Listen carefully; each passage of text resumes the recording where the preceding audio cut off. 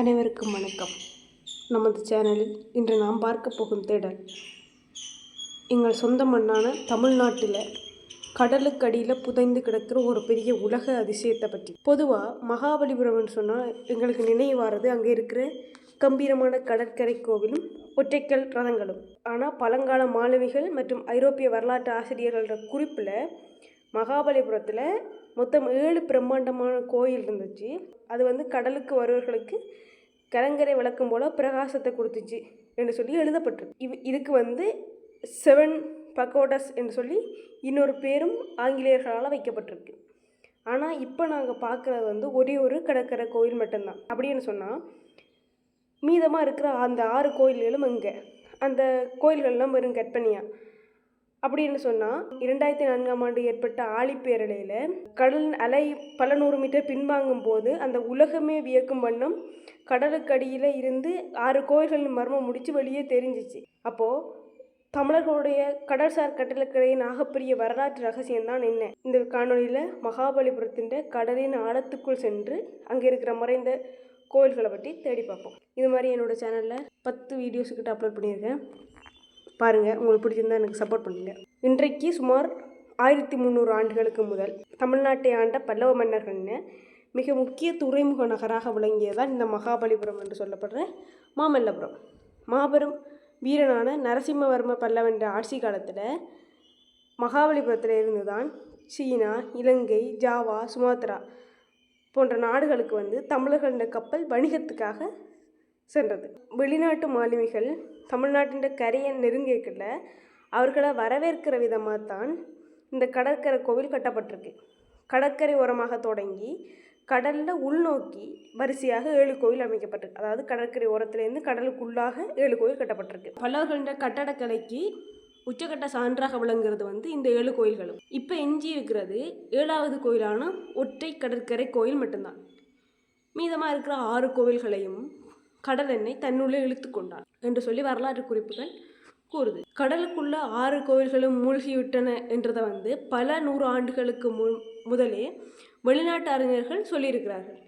கிபி 1788 British அறிஞரான William chamber மகாபலிபுரத்துக்கு வந்தப்போ அங்கே இருந்த மக்கள்கிட்ட அவர் எங்கள் முன்னோர்கள் காலத்தில் கடலுக்குள்ளே இன்னும் சில கோபுரங்கள் உச்சி தெரிஞ்சது, இப்போ தெரியலை அப்படிங்கிற மாதிரி சொல்லியிருக்கார். 1798 ஜோப்பார் என்ற ஆங்கிலேயரும் மாலுமிகள் கடலுக்கு வந்தபோது 7 கோபுரங்களை பார்த்ததாக எழுதியிருக்கார். காலப்போக்கில் கடல் மட்டம் உயர்ந்ததாலேயும் நில அரிப்பினாலேயும் அந்த கோயில் முழுமையாக கடலுக்குள்ளே மூழ்கி இருக்கு.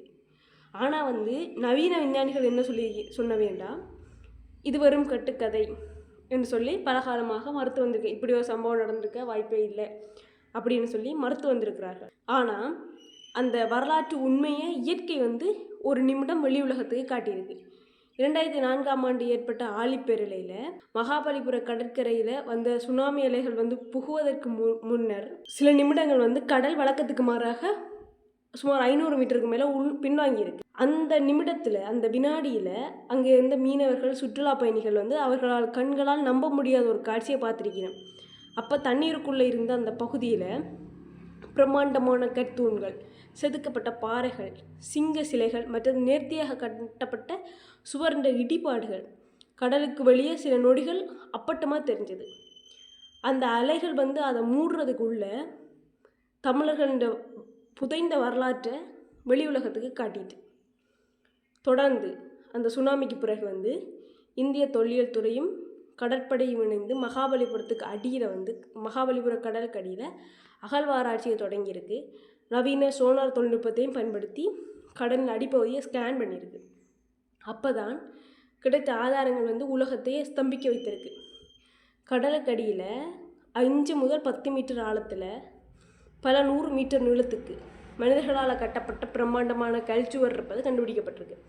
பல்லவர் காலத்தில் பயன்படுத்திய பெரிய செங்கற்கள், மனிதர்கள் செதுக்கிய பாறைகள் மற்றது கோவில்களோட பேஸ்மெண்ட் எல்லாம் அங்கே சிதறி கிடந்திருக்கு. சுனாமி இந்த வேகம் கரையில் இருந்த மணலை வாரிக்கொண்டு போனதால் பல நூற்றாண்டுகளாக மணலுக்குள்ளே புதைந்திருந்த அந்த கோவிலின் வெளிப்பாகங்கள் வெளியில் தெரிஞ்சிச்சு என்று சொல்லி ஆராய்ச்சியாளர் அதிகாரப்பூர்வமாக அறிவிக்கிறார். கடலடி ஆராய்ச்சியின் போது வெறும் சுவர் மட்டும் இல்லாமல் பல்லவர்களின் அடையாளமான கம்பீரமான சிங்க சிலைகள், யானை சிலைகள் கண்டெடுக்கப்பட்டிருக்கு. கடற்கரை கோவிலின் மகாபலிபுர பாறைகளில் செதுக்கப்பட்டிருக்கிறத போல அதாவது இப்போ இருக்கிற கோவிலின் பாறையில் செதுக்கப்பட்டிருக்கிறத போலவே கடலுக்கடியிலையும் அதே பாணியில் அதே செதுக்கல் வேலைப்பாடு இருந்திருக்கு. இதன் மூலம் மாமல்ல நரசிம்மவர்ம பல்லவன் மற்றது அவனோட வம்சத்தினர் கட்டின அந்த 6 கோவில்களும் வெறும் கற்பனை இல்லை, அவை இப்போவும் மகாபலிபுர கடலுக்கடியில் உயிரோடு தான் இருக்குன்று 100% உறுதியானது.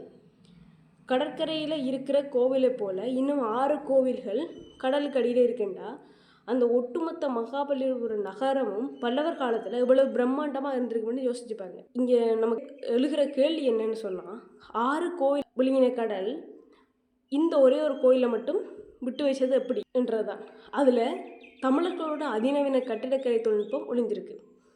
பல்லவ சிற்பிகள் இந்த கடற்கரை கோவிலை கட்டும்போது மட்டும் கடல் அலைன்ற வேகத்தையும் கடல் மட்ட உயர்வையும் கணக்கிட்டு கரையில் இருந்த ஒரு மாபெரும் இயற்கை பாறை மீது அதனோட பேஸ்மெண்ட் அமைச்சு அதை விட அலைன்ற தாக்கத்தை குறைக்க அந்த இடத்தை சுற்றி கடினமான பாறாங்கற்களை அரணாக வச்சு தான் கட்டியிருக்கலாம். மற்ற 6 கோயில்களும் மணல் மேற்பரப்பில் கட்டப்பட்டிருக்கலாம்னு சொல்லப்படுது. ஆனால் அதனால தான் கடல் அரிப்பால் அது கடலுக்குள்ளே சரிந்து மூழ்கி போயிருக்குன்னு நம்பப்படுது. எப்படியோ இந்த ஒரு சுனாமி தமிழர்களுடைய திறமைக்கு சாட்சியாக இருக்கிற மாமல்லபுரத்தில் இருக்கிற 6 கோயில்களையும் வழிகாட்டி தமிழர்களுடைய கட்டடக்கலையை வெளியே காட்டியிருக்கு. சுனாமி பேரலையாலும் அழிக்க முடியாமல் கடலின் ஆழத்துக்குள்ள இப்பையும் கம்பீரமாக உறங்கி கொண்டிருக்கிற மகாபலிபுரத்தின் அந்த 6 கோவில்கள் தமிழர்களோட மறைக்கப்பட்ட மாபெரும் கடல் சரித்திரத்தின் வேர்கள். இன்னும் முழுமையாக கடலடி ஆராய்ச்சி நடத்தப்பட்டால் பல்லவர் காலத்தின் இன்னும் பல ரகசியங்கள் வெளியில் வருமென்றதில் சந்தேகமே இல்லை. இப்படி பல பிரம்மாண்டமான தேடல்களும் வரலாற்று சுவாரஸ்யங்களும் தினமும் நான் உங்களுக்காக கொண்டு வர்றேன். எனக்கு நீங்கள் சப்போர்ட் பண்ணுங்கள்.